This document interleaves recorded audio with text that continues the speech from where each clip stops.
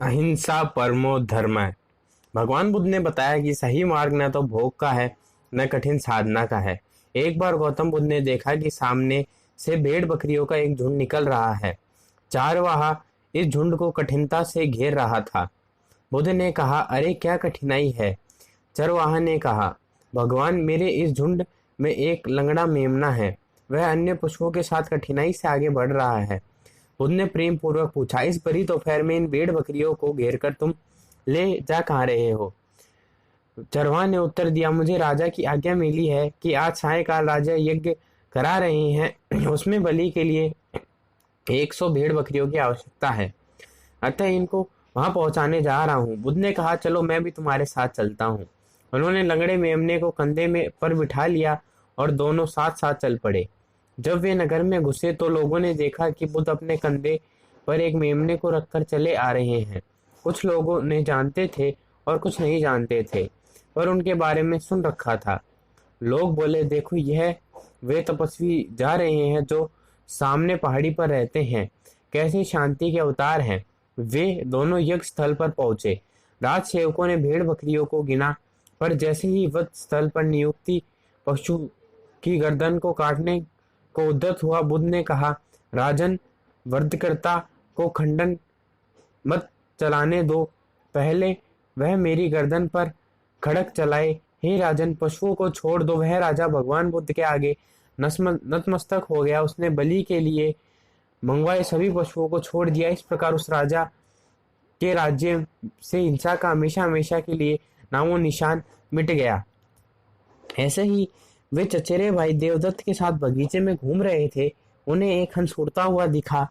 तभी देवदत्त ने अपने एक बाण से निशाना साधा और हंस लहूलुहान होकर जमीन पर आ गिरा।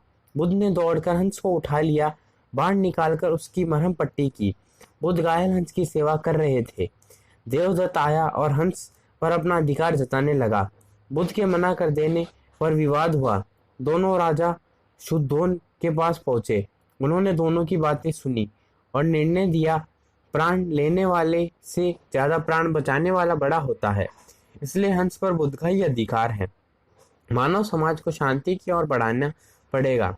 व्यर्थ के तर्कों से बाहर निकलने में ही उनकी भलाई है। जब तन मन में स्वार्थ है तब तक मानव सुखी नहीं हो सकता। अधिकार और कर्तव्य की भाषा को बड़ी सूक्ष्मता से समझने की जरूरत है।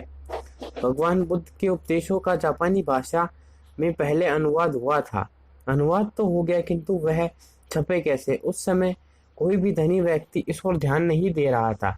अंत में एक निर्धन बौद्ध भिक्षु ने यह काम पूरा करने का निश्चय किया। उसने लोगों से 1-1 रुपया मांगना प्रारंभ किया।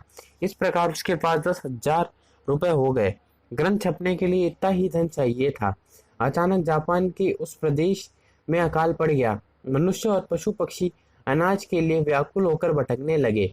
उस भिक्षु ने 10,000 अकाल पीड़ितों की सेवा में लगा दिया। अनेक लोगों ने कहा, यह तुमने क्या किया? अब ग्रंथ कैसे छपेगा? बौद्ध भिक्षु चुप रहा। अकाल समाप्त होने पर उसने फिर से चंदा मांगना शुरू किया। उसने फिर 10,000 रुपए इकट्ठे कर लिए, किंतु फिर तभी उस समय प्रदेश में जोरदार भूकंप आ गया। उस भिक्षु ने फिर उन रुपयों को भूकंप पीड़ितों की सहायता में खर्च कर दिया। तब लोगों ने कहा, भिक्षु पागल हो गया है। भिक्षु वृद्ध हो गया था। उसने फिर चंदा मांगने का कार्य शुरू किया। इस बार फिर उसने 10,000 रुपए एकत्र किए। सौभाग्यवश इस बार कोई विपत्ति नहीं आई। उसने ग्रंथ छपवाया।